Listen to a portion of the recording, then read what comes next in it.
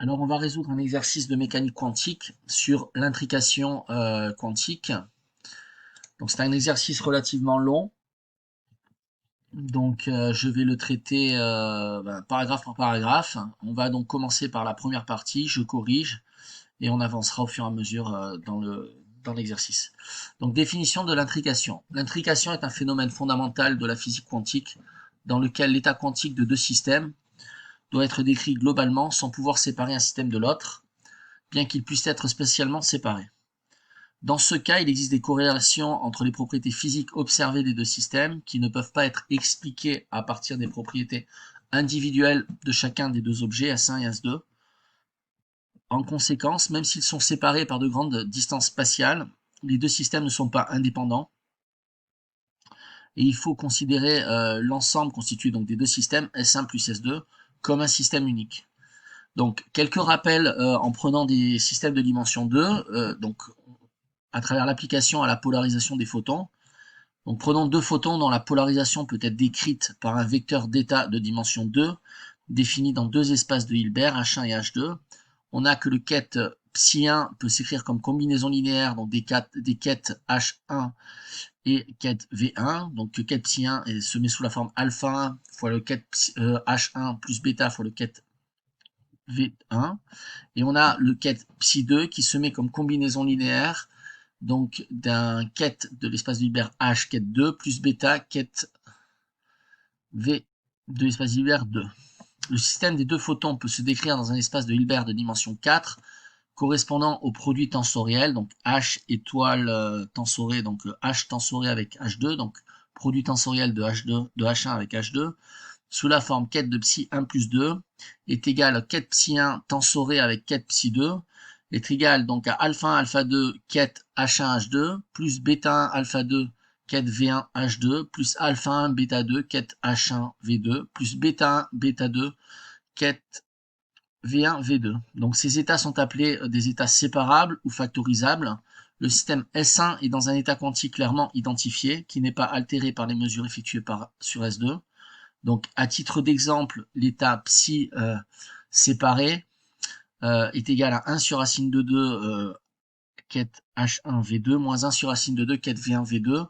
Donc, peut se mettre sous la forme factorisée, en fait, 1 sur racine de 2 ket H1 moins ket V1, donc factorisé tensoré avec le ket V2.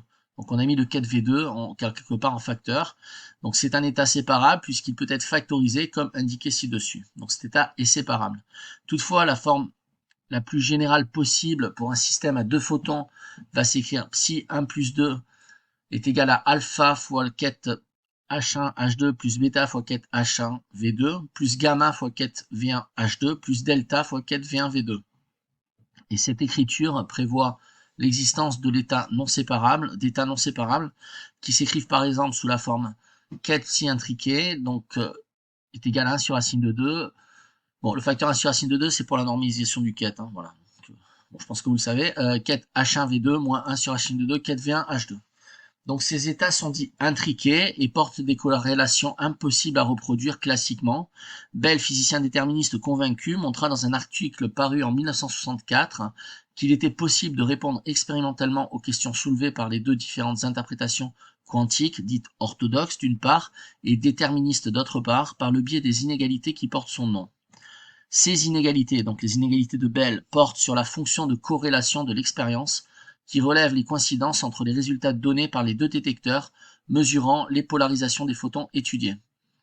Son inégalité définit une valeur maximale qu'une théorie locale à variable cachée permet d'atteindre. Donc dans notre exercice, la variable cachée pourrait être un ingénieux système mécanique qui, selon le résultat d'un simple pile ou face, oriente l'envoi d'une paire de photons polarisés horizontalement vers le détecteur 1 et verticalement vers le détecteur 2, ket H1V2 ou l'inverse, ket V1H2. Donc ce système classique sera décrit par un mélange purement statistique de paires de photons dans l'état H1V2 ou dans l'état ket V1H2. Donc le comportement probabiliste étant dicté par la variable cachée.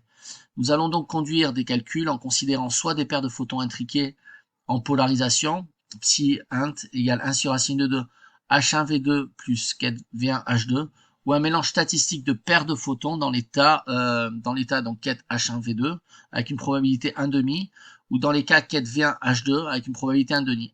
afin de comparer les résultats auxquels s'attendre. Bon, voilà. Donc, on a effectivement la schématisation de l'expérience de violation des inégalités de Bayes. Donc, on a donc deux quêtes, quête plus, quête moins, avec deux états de polarisation.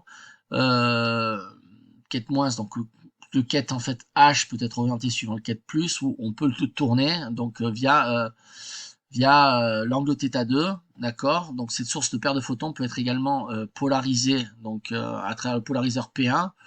Et on a effectivement les états intriqués ou pas, quête H qui est polarisé dans l'état actuel avec un θ1 tel que bon, il est polarisé suivant le quête moins, mais il peut être si on fait tourner θ polarisé suivant le quête plus, d'accord, et le quête V peut être polarisé suivant le quête moins, voilà. Donc calcul. Donc on va démarrer l'exercice. Donc l'objectif est de calculer la probabilité d'obtenir une coïncidence sur la paire de détecteurs, plus moins, en fonction des angles θ1, θ2 des analyseurs de polarisation P1, 2. Les analyseurs de polarisation réfléchissent les photons polarisés selon leur axe horizontal, donc quête moins, et transmettent ceux dont la polarisation est alignée verticalement, quête plus. Pour simplifier la description mathématique sans perdre de sens, nous nous contenterons de calculer la probabilité de mesurer notre état quantique dans l'état H1, H2, V1, V2 et V1, H2, etc., etc. Alors, première question. Mesure dans la base horizontale verticale. Donc, dans le cas d'un état intriqué de la forme, donc on a la forme de notre état intriqué, ok, donc qui est 1 sur racine de 2, donc quête H1V2 plus quête V1H2. On nous demande de calculer dans cette configuration la probabilité de trouver mon système dans l'état H1H2, la probabilité de trouver mon système dans l'état V1V2, dans l'état V1H2 ou dans l'état V1H2. Ensuite, quelles conclusions peut-on en tirer quant aux corrélations qui apparaissent entre nos deux détecteurs selon cette description non réaliste et non locale? Alors, on va corriger donc cet exercice. Donc, mesure dans la base horizontale verticale, l'état intriqué. On nous donne donc, effectivement le quête intriqué, donc sous la forme 1 sur racine de 2, H1V2 plus quête V1H2. La probabilité de trouver le système dans l'état H1V2, donc on a 4 probabilités à trouver, donc on va chercher la première. La probabilité de trouver le système dans l'état donc quête H1V2 s'écrit comme étant le produit scalaire donc du bras psi avec le quête H1V2. Ok. Donc le bras psi se déduit en transposant le quête psi intriqué, d'accord. Donc 1 sur racine de 2, quête H1V2, ça va devenir bras H1V2, et quête V1H2, ça va devenir bras H1H2. Autrement dit, la probabilité de mesurer effectivement en sortie du détecteur un état suivant horizontal suivant H1 et vertical suivant V2 va être égale donc au module carré de psi intriqué scalaire H1 V2. Donc c'est égal à module carré de 1 sur racine de 2, donc bras H1 V2 plus bras V1 H2 scalaire quête H1 H2 module carré. Donc on va distribuer le quête H1 H2 aux deux composantes, puisque bon, le produit scalaire est linéaire. On utilise la linéarité du produit scalaire. Et donc, on va avoir que cette probabilité d'être dans l'état qui est en sortie de nos deux polariseurs H1, V2 est égal à 1 sur racine de 2, donc H1 scalaire H1, fois quête H2 scalaire V2, plus quête H, plus bras V1 scalaire quête H1, plus H2 scalaire V2. Bien. H1 scalaire H1, on est dans une base orthonormée, une base de Hilbert. H1 scalaire H1 c'est 1 et V c'est un scalaire, ça vaut 1. De même que le produit scalaire du bras V2 avec lui-même, avec son quête homologue, son quête associé V2, c'est 1. Donc on a 1 pour la première composante. Et le produit scalaire du bras V1 avec le quête H1 fois donc c'est 0, et également pour le produit scalaire du quête H2 avec le bras V2, puisqu'on voit clairement effectivement que les quêtes et les bras sont orthogonaux. Donc on est dans une base orthonormée et on applique le produit scalaire défini dans un espace de Hilbert. Okay. Autrement dit, la probabilité de mesurer sortie du détecteur le quête H1 H2, c'est égal à 1,5. Maintenant, on fait pareil pour, effectivement, puisqu'on a 4 états à déterminer, pour l'état quête V1 H2 et on s'intéresse à la probabilité à l'issue de la mesure quantique d'obtenir un état polarisé suivant le quête V1 H2. Donc la probabilité d'être dans le quête V1 H2, ben, ça va être pareil, on définit la probabilité comme étant le produit scalaire entre le quête psi intriqué et le vecteur V1, le bras psi intriqué et le quête V1 H2, donc en module carré. Cette probabilité est égale à 1, ben en fait notre psi intriqué, ben, il sera à 100% plus ou moins, il sera égal à V1 H2. Cette probabilité est égale à 0, on est vraiment dans les positions orthogonales, et il y a toute une palette de continuité entre, et on cherche à déterminer cette probabilité. Donc on va calculer cette probabilité, on nous donne psi intriqué, donc psi intriqué c'est toujours le même, hein, ce qui varie, puisque c'est notre vecteur de base, d'accord. On cherche à mesurer une probabilité d'obtenir un psi intriqué qui tend vers le quête V1 de polarisation V1 H2, donc c'est égal à module de 1 sur racine de 2 facteur du bras H1 V2 plus bras V1 H2, produit scalaire avec le quête V1 H2 module carré. Alors on utilise toujours pareil la linéarité du produit scalaire, on peut distribuer notre quête V1 H2 donc à l'intérieur de la parenthèse, et on a donc deux sommes qui apparaissent, donc cette probabilité est égale au module carré de 1 sur racine de 2 fois produit scalaire entre le bras H1 et le quête V1 multiplié par, donc ça c'est un scalaire, d'accord, qui vaut 0 puisque H1 est orthogonal, le vecteur horizontal est orthogonal au vecteur vertical, et multiplié par un autre scalaire qui vaut de toute manière 0 également puisque le bras V2 est orthogonal au quête H2. Pour le deuxième terme, bien, on a distribué effectivement, on a distribué donc le deuxième terme, on a du V1 scalaire V1 plus H2 scalaire H2 multiplié par H2 scalaire H2. Donc V1 scalaire V1 C1, H2 scalaire H2 C1. Autrement dit, notre probabilité est de 1,5. La probabilité de mesurer à l'issue de la mesure, en fait, le quête V1, si la mesure, notre état intriqué dans l'état du quête V1 H2 est de 50%. Pour maintenant le quête H1 H2. Donc la probabilité de mesurer en fait le quête H1 H2 va être donnée par le module carré du produit scalaire entre le bras psi intriqué et le quête H1 H2. Donc c'est pareil, le bras psi intriqué reste le même. On a transposé en fait, le bras puisqu'on nous donne en fait le quête, donc on transpose pour avoir le bras. Donc c'est égal à 1 sur racine, au module carré de 1 sur racine de 2 bras H1 V2 plus bras V1 H2 produit en scalaire avec le quête H1 H2. On distribue le quête H1 H2 à l'intérieur de la parenthèse, parce qu'on peut le faire donc mathématiquement puisqu'on a la linéarité du produit scalaire. C'est égal à 1 sur racine de 2 produit scalaire entre le bras H1 et ben son quête associé H1 qui vaut 1, multiplié par le produit scalaire entre V2, le bras V2 et le quête H2, ben c'est égal à 0. 1 fois 0, on a 0 pour le premier terme. Plus, donc deuxième terme, on a distribué ici, ok. On a du V1 scalaire H1, ici, plus du bras H2 scalaire quête H2. Bras H2 scalaire quête H2 C1, mais malheureusement, le produit scalaire entre le bras V1 et le quête H1 est égal à 0, ce sont deux vecteurs orthogonaux. Autrement dit, on mesure une probabilité nulle. Donc la probabilité en sortie du détecteur que notre état intriqué soit dans l'état mesuré par le quête, dans l'état H1, H2 est nulle. Maintenant, on fait pareil pour notre dernière possibilité de quête. On a donc pour le quête V1, V2, la probabilité de mesurer en fait le quête V1, V2 est égale au module carré du produit scalaire entre le bras psi intriqué et le quête V1, V2.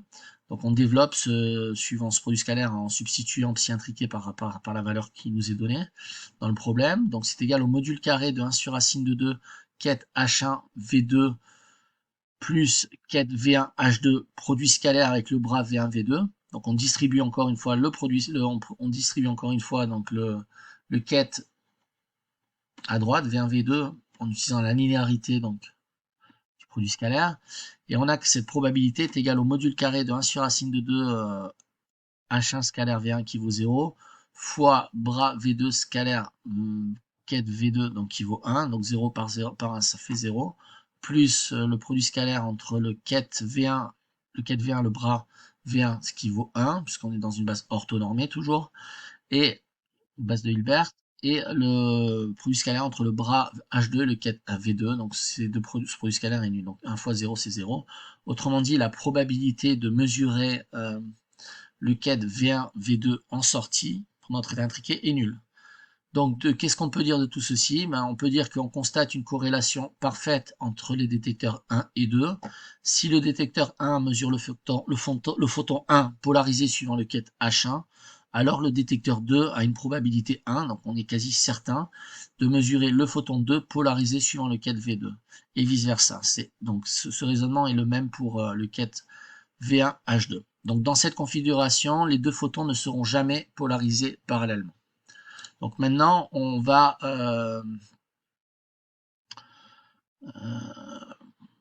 faire les mêmes calculs pour un modèle de mélange statistique. Donc c'est le 1.2, d'accord. Donc où on nous donne de probabilité 1,5 pour mesurer en fait l'état final de notre système dans le ket H1 V2, et on nous donne une probabilité de 1,5 pour mesurer donc l'état final de notre système à l'issue de la mesure dans l'état ket V1 H2. On nous demande donc de calculer dans cette configuration la probabilité de trouver mon système dans l'état H1 H2, d'accord, donc H1 pour premier espace de Hilbert, H2 pour le deuxième. V1, V2, V1, H2 ou V1, H2. Donc on va devoir écrire également donc les probabilités et les déterminer. Ensuite, on nous demande quelles conclusions pouvez-vous tirer quant aux corrélations qui apparaissent entre vos deux détecteurs selon cette description, donc réaliste et locale. Voyez-vous une différence entre les deux? Donc la correction. Alors on a effectivement donc un mélange statistique. Pour cet exercice, on suppose un système à variable cachée qui envoie aléatoirement des photons polarisés, donc suivant le ket H1V2 ou le ket V1H2 vers les détecteurs 1 et 2. Donc l'énoncé nous donne la probabilité P égale 1,5 de mesurer donc en sortie de nos détecteurs le ket H1V2 et une probabilité de 1,5 de mesurer en sortie de nos détecteurs le ket V1H2. Donc pour un système de particules non intriquées, on a la relation générale suivante. Donc psi de indice 1 plus 2, c'est le produit tensoriel entre psi1 et psi2. Autrement dit, c'est psi1 tensoré avec psi2. Donc ce produit tensoriel, on peut l'écrire sous la forme donc, où alpha, bêta, gamma et delta sont des scalaires, sous une forme d'une combinaison linéaire de nos différents quêtes, en fait, puisque donc de nos différents quêtes. Donc sous la forme alpha ket H1 H2 plus bêta ket H1 V2 plus gamma ket V1 H2 plus delta ket V1 V2. Avec la relation qui a une relation de normalisation puisqu'on travaille dans un espace de Hilbert avec une base de hilbertienne qui est orthonormée, donc qui est normée. Module de alpha carré plus module de bêta carré plus module de gamma carré plus module de delta carré égale à 1. Ici, on nous donne en fait le module de bêta au carré. Bêta carré qui correspond donc au ket H1V2. Je vous rappelle que le ket H1V2, on nous dit que la probabilité c'est 1,5, et de même pour le ket V1H2, la probabilité c'est 1,5. Donc les probabilités, c'est le produit scalaire de H1V2 avec lui-même. D'accord, donc ça correspond à bêta, et pour l'autre, en fait, ça correspond au produit scalaire de V1 H2 avec lui-même, donc ça correspond à gamma. Donc on a donc, d'après l'énoncé, nécessairement, comme on a posé en fait notre combinaison linéaire, que le module de notre combinaison linéaire, donc du produit tensoriel de psi1 avec psi2, que le module de bêta carré est égal à 1,5 et le module de gamma carré est égal à 1,5. Donc nécessairement, si bêta carré plus gamma carré égale 1,5, on a la somme de deux modules carrés qui vaut 0, puisque bon, on soustrait 1,5 plus 1,5, ça fait 1. 1 moins 1, 0. Donc on a module de alpha carré plus module de delta carré égale 0. Nécessairement, on a module de alpha carré égale 0 et module de delta carré égale 0. Donc on en déduit par raisonnement déductif les probabilités suivantes. Donc on a donc la probabilité de mesurer à la sortie des deux détecteurs l'état intriqué dans l'état du ket H1 V2 c'est 1,5. La probabilité de mesurer à l'issue de nos deux détecteurs en fait l'état intriqué, bon, qui est un état statistique ici dans dans l'état du ket H1, H2 est 0, et même probabilité que pour le grand A1, alors les conclusions sont les mêmes. On a donc par ailleurs que la probabilité en sortie de nos deux détecteurs de mesurer un état intriqué dans l'état du ket V1, V2 est égale à 0, et la probabilité en sortie de notre détecteur de mesurer l'état intriqué dans l'état du ket V1, H2, c'est 1,5. Donc pour ce système à variable cachée, on obtient les mêmes résultats, donc les mêmes probabilités que pour le système intriqué. Il est donc impossible expérimentalement de différencier les deux systèmes. Alors maintenant, on va passer donc à la troisième partie, c'est-à-dire la mesure dans la base à 45 degrés. Donc on va maintenant tourner nos analyseurs afin d'effectuer donc une mesure dans la base à 45 degrés. Donc nos analyseurs, effectivement, ils sont ici, donc on va les tourner de manière à créer une base hilbertienne à 45 degrés. Donc définie par les vecteurs unitaires diagonales et antidiagonales que je définis, enfin qui sont définis par l'énoncé ici. Donc vecteur unitaire quête diagonale D, vecteur unitaire quête antidiagonale A. La transformation de l'état se fait simplement à l'aide de la transformation suivante. Donc le quête diagonale donc, est une combinaison linéaire 1 sur racine de 2, quête horizontale plus quête verticale, et le quête antidiagonale, combinaison linéaire moins quête horizontale plus quête verticale sur 2. Encore une fois, nous contenterons de calculer les probabilités de mesurer notre état quantique dans l'état 1 à 2, D1, D2, D2, D2, 1. Donc, calculer dans cette configuration la probabilité de trouver mon système dans l'état D1, D2, 1 à 2, 1 D2 ou D1, H2. Quelles conclusions pouvez-vous tirer quant aux corrélations qui apparaissent entre vos deux détecteurs selon cette description non réaliste et non locale? Donc, j'ai fait un schéma qui résume en fait géométriquement en fait ces relations vectorielles, voilà, entre quêtes, d'accord, entre vecteurs de la base hilbertienne. Donc on voit bien que si H, effectivement le vecteur H, quête H est polarisé horizontalement et le quête V est polarisé verticalement, H plus V vient un facteur 1 sur racine de 2 près. Bon, 1 sur racine de 2, ça donne le module, la norme unitaire de D, mais on est à 45 degrés. Si maintenant bon, là, il y a une erreur. C'est en fait, c'est A qui est égal à une combinaison d'erreurs de moins H plus D. Ouais, bon, ok. Oui, on peut exprimer V, quête V en fonction de A et D. Maintenant, si je prends effectivement une combinaison linéaire suivant moins H, donc moins le quête H ici à gauche, plus je rajoute vectoriellement mon quête V, j'obtiens bien un vecteur qui est orienté à 45 degrés de manière antilinéaire par rapport à V. Donc voilà, c'est la représentation. D'ailleurs, c'est une représentation qui est utile lorsqu'on calcule les produits scalaires. Vous allez le voir. Donc, dans l'état intriqué, qu'est-ce qui se passe? Donc, pour ce système, on a donc psi intriqué qui est égal à 1 sur racine de 2, quête H1 V2 plus quête V1 H2. Le vecteur d'onde exprimé dans l'ancienne base, effectivement, dans la nouvelle base, donc qui est formée donc des états quête D1 et A, qu'on a défini, et de notre vecteur en fait psi intriqué va s'exprimer de cette manière. On va voir que le quête H1V1 est égal donc effectivement au produit tensoriel entre H1 et V2, donc est égal à quête H1 tensoré avec quête V2. On nous donne les expressions donc des quêtes H1 et des quêtes V2 que j'ai reportées ici. Donc on a le produit tensoriel entre moins quête A plus quête D1, moins quête A1 plus quête D1 sur racine de 2, tensoré avec le quête A1 plus quête D2 sur racine de 2. Donc le produit tensoriel est un opérateur distributif, d'accord. Donc on peut distribuer le produit tensoriel entre les différentes quêtes, et donc en distribuant l'opérateur tensoré, on a donc que le quête H1V1 se met sous la forme 1 sur racine de 2, donc moins H1 tensoré avec H2, moins H1, quête H1 tensoré avec D2, ici, plus quête D1 tensoré avec le quête H2, plus le quête D1 tensoré avec le quête D2. Donc le tout sur donc le produit tensoriel, donc 1 sur racine de 2 au carré, c'est du 1 sur racine de 2 qui nous sort bien. Mais par définition, construction même du produit tensoriel de deux quêtes, on peut avoir donc l'écriture normalisée, simplifiée suivante. En fait, le quête, faire le produit tensoriel du quête 1 avec le quête A2, on peut le noter sous la forme quête 1 A2. De même, le produit tensoré du quête 1 avec le quête D2, ça sera le quête 1 A2, D2. Idem pour le produit tensoré entre le quête D1 et D2, ben, on obtiendra un quête formé par la combinaison D1 D2.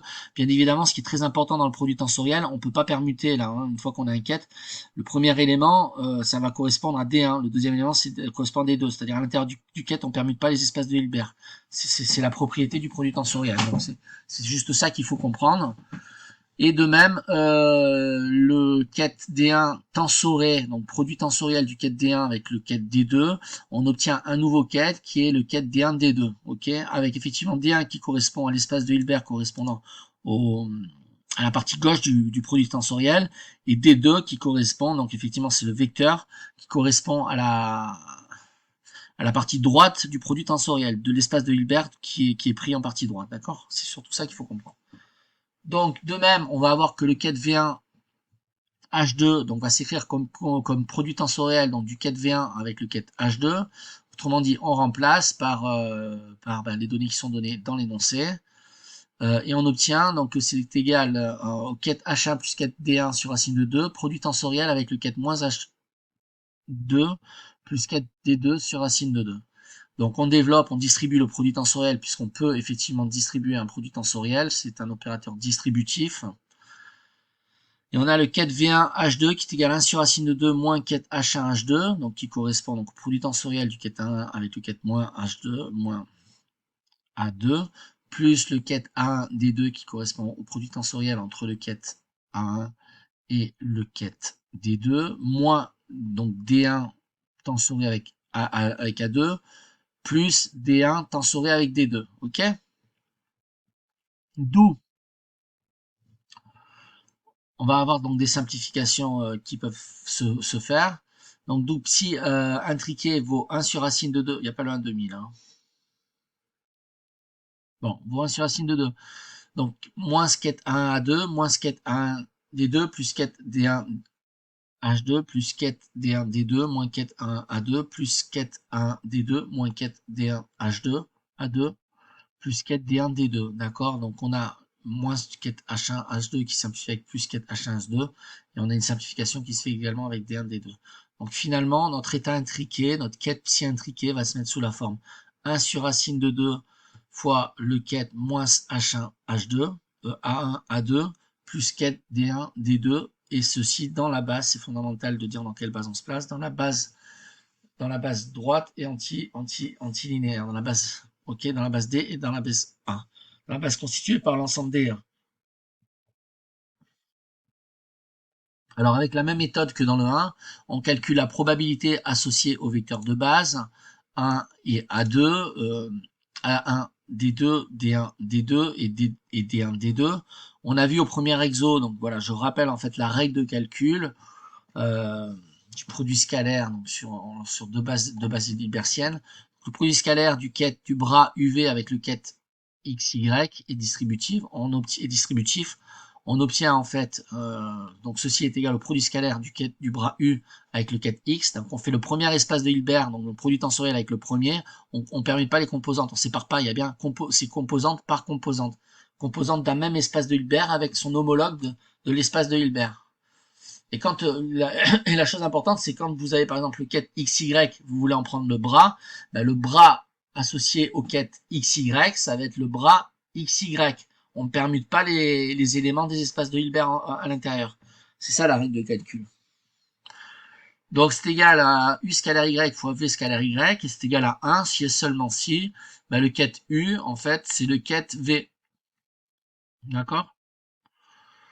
Et que le quête X, c'est le quête Y. Autrement dit, ce produit scalaire vaut 1, donc on peut l'écrire de manière, je dirais simplifiée en utilisant le symbole de Kronecker que vous connaissez. Hein. Donc le produit scalaire UV par UX par xy, c'est égal à delta ux, delta vy, ou delta ux ça vaut 1 si u est égal, si u est égal à x, et delta vy ça vaut 1 si v est égal à y. C'est égal à 0 dans tous les cas, dans tous les autres cas. Ok. Donc cela permet en fait de simplifier effectivement les calculs. Donc on va obtenir pour le ket A1, A2, la probabilité d'obtenir en sortie du détecteur le ket 1 A2 va être égal au produit scalaire, au module carré donc du produit scalaire du bras psi intriqué avec le ket 1 A2. Donc on va développer ce module carré. C'est égal à 1 sur racine de 2 au carré. J'ai oublié, il y a le carré là. Il y a un module ici que j'ai oublié, mais bon, vous l'avez compris. Fois donc moins bras 1 A2 plus bras D1 D2, donc on produit scalaire avec le ket 1 HA2, donc produit scalaire et distributif. Et donc en faisant la même règle de calcul, en tant que c'est égal au module carré de 1 sur racine de 2 fois moins 1 plus 0, autrement dit, c'est égal à 1 demi. Maintenant pour le ket A1 D2, la probabilité de mesurer en sortie de notre détecteur en fait un état intriqué dans l'état du ket H1 D2 va être égal donc au module carré du produit scalaire entre le ket psi intriqué et le bras 1 D2, donc on développe, c'est égal au module carré de 1 sur racine de 2 facteur de moins 1 A2 plus D1 D2 en bras scalaire le ket 1 D2. On distribue le ket 1 D2. Donc je vous ai expliqué la règle du produit scalaire. On va avoir donc du 1 scalaire A1 qui vaut 1 fois A2 scalaire D2 qui vaut 0, donc c'est 0, plus on va distribuer ce terme-là avec ce terme-là, on va avoir du D1 scalaire A1 qui vaut 0, fois du D2 scalaire D2 qui vaut 1, mais 0 fois 0 ça fait 1, 0 fois 1 ça fait 1, 0, donc c'est égal à 1 sur racine de 2 facteur de 0 plus 0 carré, et donc c'est la probabilité de mesurer en sortie de nos deux détecteurs dans notre base notre nouvelle base, en fait, l'état intriqué dans l'état donné par le ket 1 D2 est nul. Pour l'état représenté par le ket D1 H2, on a donc que la probabilité de mesurer en fait le ket D1 A2 est égal au module carré de la probabilité du produit scalaire entre psi intriqué et D1 H2 A2. C'est donc égal au module carré de 1 sur racine de 2 facteur de moins 1 de moins bras H1 A1 A2 plus bras D1 D2 scalaire avec le ket D1 A2. Donc on distribue suivant les règles précédentes et on va donc avoir du 1 A2 scalaire D1 A2 plus D1 D2 scalaire D1 A2. Mais 1 A2 scalaire D1 D2 c'est 1 scalaire D1 ça vaut 0 fois 1 A2 scalaire A2 qui vaut 1 mais le produit scalaire vaut 0, d'accord. Et pour le deuxième terme on va donc avoir on va en faire ce produit scalaire ici, donc on va avoir du D1 scalaire D1 qui vaut 1 multiplié par D2 scalaire A2 qui vaut 0. 1 fois 0 c'est 0, donc c'est égal à 0. Autrement dit, la probabilité de mesurer notre vecteur d'onde dans l'état intriqué correspondant à une mesure selon le ket D1, D2, A2 en sortie de notre détecteur est nulle. Okay. Maintenant, il nous reste à faire le ket D1, D2. Donc la probabilité de mesurer le ket D1, D2 est égale au module carré du produit scalaire entre le bras psi intriqué et le ket D1, D2. Donc c'est égal à 1 sur racine de 2 facteur de moins bras 1 A2 plus bras D1, D2 scalaire avec le ket D1, D2. On distribue le produit scalaire et on utilise les règles de calcul précédentes. Donc je rappelle, donc 1 A2 scalaire D1, D2, donc ce sont donc espace de Hilbert 1, espace de Hilbert 2. On fait le produit espace de Hilbert par espace de Hilbert. Donc premier terme correspond au premier terme de l'espace de Hilbert, du bras et du ket. Donc on a du A1 scalaire D1 qui vaut 0 fois A2 scalaire D2 qui vaut 0, d'où le 0 ici. Plus on distribue cette fois-ci le bras D1 dans le ket, pardon, D1 D2 au bras D1 D2 et on a D1 D1 scalaire, donc le scalaire, produit scalaire de D1 avec D1 ça vaut 1 fois le produit scalaire de D2 avec D2 qui vaut 1, d'où le 1 ici. On en déduit donc que notre probabilité de mesurer l'état de notre vecteur donc intriqué en sortie de nos deux détecteurs dans l'état du quête D1, D2, c'est 1,5. Donc on retrouve des résultats similaires, l'exercice 1,1 avec une corrélation parfaite entre les états des photons. Ainsi, si le photon 1 est mesuré dans l'état du quête 1,1, alors une mesure du photon 2 donnera avec certitude l'état du quête A2 et vice versa. Idem pour le quête D1, D2. On peut conclure que psi intriqué, l'état psi intriqué, le quête, est invariant par rotation. Donc dans cette configuration, les photons sont toujours polarisés parallèlement. Maintenant, on va s'occuper du mélange,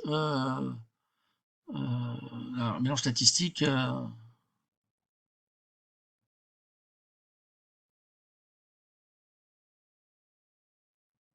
Oui, ok. Donc d'accord, effectivement. Pour le mélange statistique, pour pouvoir faire le changement de base dans cette partie, on doit connaître le vecteur d'onde décrivant le système. Or ici, seules les probabilités associées aux états sont fournies. On a donc plusieurs vecteurs d'onde possibles correspondant à ce système. Alors,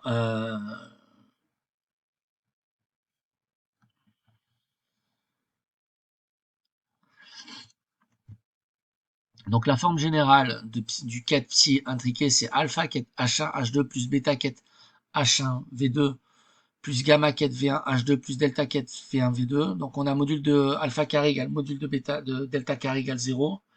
Et module de bêta carré égale module de gamma carré égale une probabilité de 1,5. Or, cela signifie sans autre modification que bêta vaut plus ou moins 1 sur racine de 2, gamma vaut plus ou moins 1 sur racine de 2. On a donc 4 vecteurs d'onde possibles. Donc je les énumère ici. Donc le vecteur d'onde qui serait le quête psi dans l'état 1 sur racine de 2, quête H1 V2 plus quête V1 H2.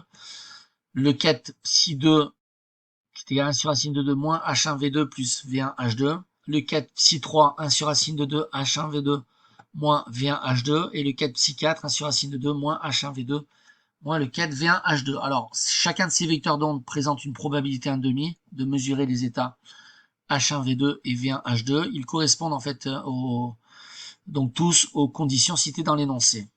De plus, ce modèle est un mélange statistique. On considère donc chacun de ces vecteurs d'onde équiprobable. Et on peut donc affirmer que la probabilité de mesurer en sortie de nos détecteurs le quête psi 1 est équiprobable à la probabilité de mesurer en sortie de nos deux détecteurs le mélange statistique dans l'état du quête psi 2, qui est équiprobable à la probabilité de mesurer à l'issue de notre détecteur le mélange statistique dans un état correspondant au quête psi 3, qui est équiprobable à la probabilité de mesurer en sortie de notre détecteur le mélange statistique dans l'état de quête psi 4, et donc c'est égal à 1 quart. Donc remarque, ces quatre fonctions d'onde sont indiscernables expérimentalement, puisqu'elles renvoient tous les mêmes résultats, avec les mêmes probabilités. On procède au changement de base comme dans le 2. Attendez, je veux juste voir quelque chose. Voilà, ok, effectivement. Donc,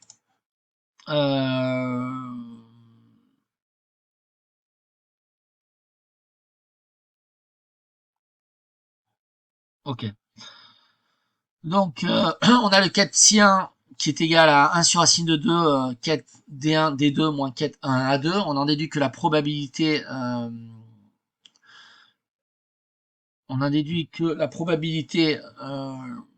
de mesurer en fait le quête D1, D2 scalaire psi 1 est égal à la probabilité donc de mesurer le quête 1, A2 scalaire psi 1, c'est égal à 1,5.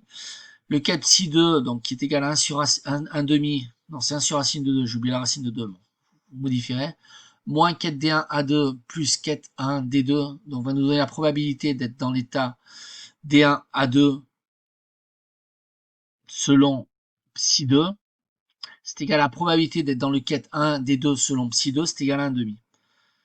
Donc de même pour le quête psi 3, on va voir que c'est égal, donc pour le quête psi 3 qui est 1 sur racine de 2, donc quête D1 A2 moins quête 1 A2, on a dit que la probabilité de mesurer en fait D1 A2 selon psi 3 est égale à la probabilité de mesurer 1 A2 selon psi 2, c'est égal à 1,5. Et de même pour le quête psi 4, qui vaut 1 sur racine de 2 moins D1 D2 plus 1 A2, on en dit la probabilité de mesurer donc dans l'état D1 D2 suivant le quête psi3 est égal à la probabilité de mesurer le quête 1 H2 selon psi4, c'est égal à 1,5.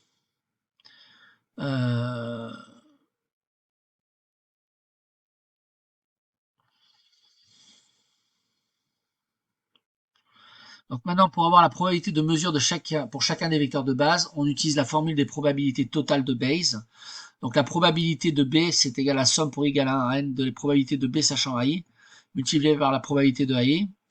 Ici, on a que la probabilité du quête 1 à 2 est égale à la probabilité du quête 1 à 2, sachant qu'on mesure un état psi 1, multiplié par la probabilité de mesurer donc l'état psi 2, psi 1, plus la probabilité de mesurer le quête 1 à 2, sachant qu'on est dans l'étape psi 4, intriqué psi 4, multiplié par la probabilité d'être dans l'étape psi 4. Donc c'est égal à 1 quart fois 1,5 plus 1 quart fois 1,5, d'où la probabilité de mesurer le quête 1 à 2 en sortie de notre détecteur, c'est 1 quart.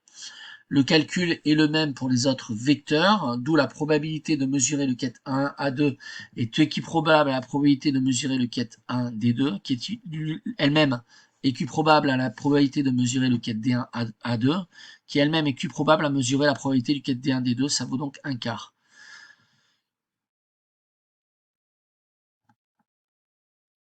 Alors, effectivement, bon, je vous ai pas pour pousser plus loin, mais je vous le dire, effectivement, donc pour pousser plus loin, nous venons d'effectuer un calcul très simplifié pour 4 angles de mesure définis, montrant l'impossibilité pour un modèle classique d'expliquer les corrélations trouvées à l'aide d'une source de paire de photons corrélés. En réalité, le principe de la violation des inégalités de Bayes est de faire tourner l'analyseur P1 de θ pour différentes valeurs continues de la position de P1, P2 de θ2 entre 0 et 45 degrés, et d'enregistrer pour chaque angle θ1 la probabilité d'obtenir une coïncidence. C'est ensuite en extractant 16 points caractéristiques, autrement dit 4 fois 4 combinaisons d'angles θ1, θ2 possibles, que l'on peut calculer le coefficient de corrélation de Bayes et montrer qu'il viole l'inégalité de Bayes, autrement dit que S est inférieur ou égal à 2 racines de 2.